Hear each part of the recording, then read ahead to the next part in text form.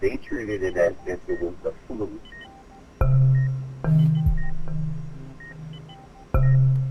So he's sitting in the hall, COVID positive, where everybody else is walking up and down the hall. That's right.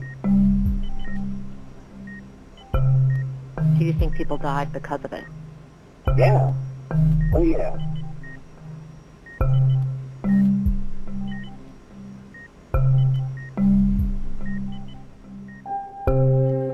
Oceans Behavioral Hospital is an inpatient psychiatric treatment hospital largely for the elderly. They have 3 locations, one in Gretna, one in Marrero, and an 18-bed hospital in Kenner. Patients are transferred in and out of Oceans, usually from nursing homes, as they need psychiatric care. Sometimes they stay for days, some for weeks. It's a small facility as adult care facilities go, but 5 current and former employees say they think it has some big problems. Like, it could have been avoided in so many ways. These people could possibly still be living if this situation would have been handled a little better.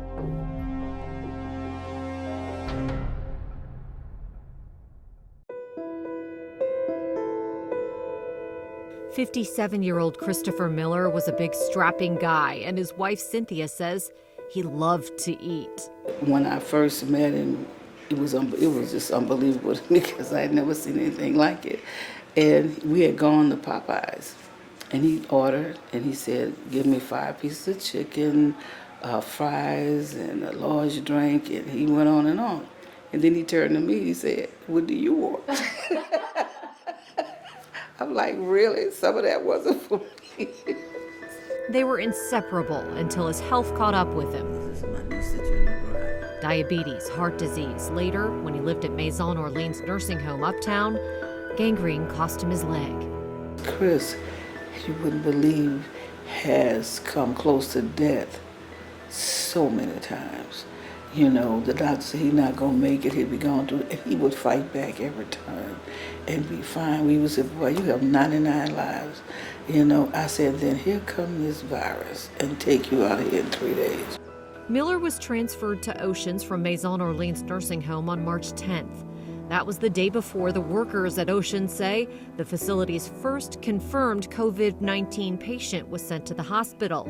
But the workers say they did not find out for 10 days that they had been treating a COVID-positive patient until a second patient tested positive and word spread among the nurses. Were people getting sick? Yes. Yes, staff members were getting sick. Staff members were getting sick because the lack of PPE and the simple fact that when these patients were sick, we weren't aware. A spokesperson for Oceans says staff members are always informed of positive cases. Again, the staffers say that hasn't always been the case. Oceans describes its supply of PPE as adequate, but the workers feel differently. The company supplied them with surgical masks, not N95 masks, that offer better protection from the virus. That only after a second patient had tested positive. They say by the end of April, they were handed one baggie with a mask, a gown, a face shield, and shoe covers to use each shift. Dolly Green is an infection control expert, and Charlene Harrington is a nursing professor at the University of California at San Francisco, who's been studying nursing homes for 30 years.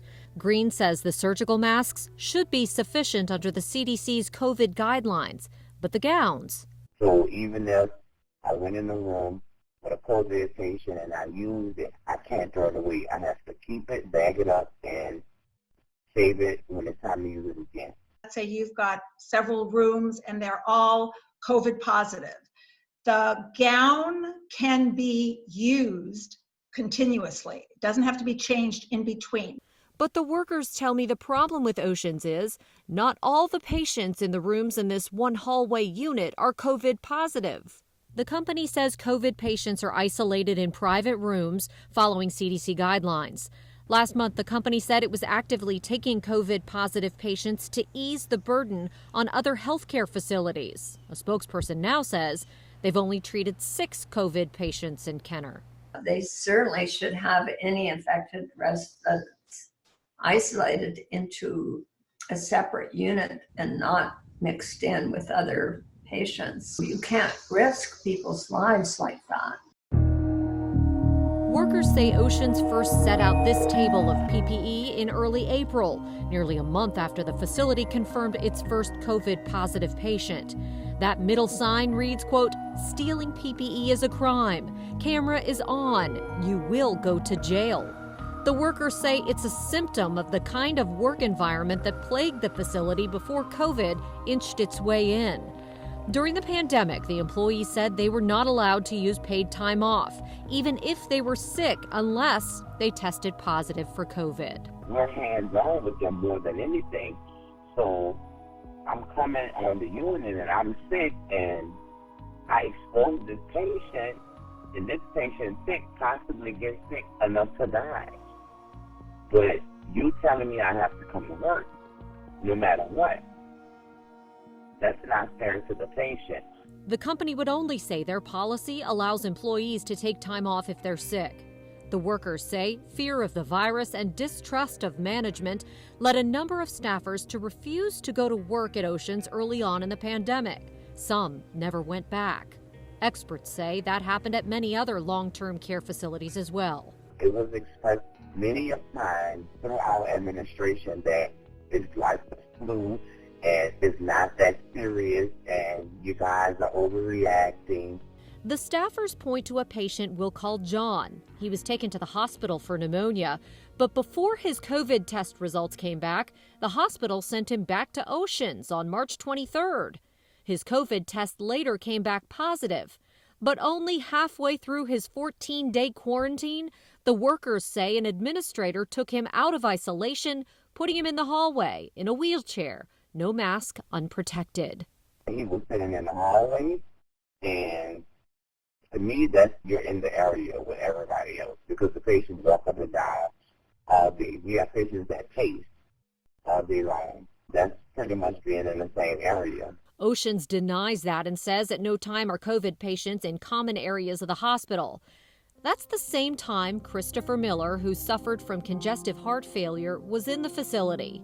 If the hospital was taking the proper precautions to protect the patient, then yes, he should have been transferred out because of his medical history. He was transferred out to the hospital with pneumonia on a Friday, March 28th, 18 days after he arrived. The doctor called and said, we have to put him on a ventilator because it's like he's fighting for his life. That strapping man would be taken down by an invisible virus.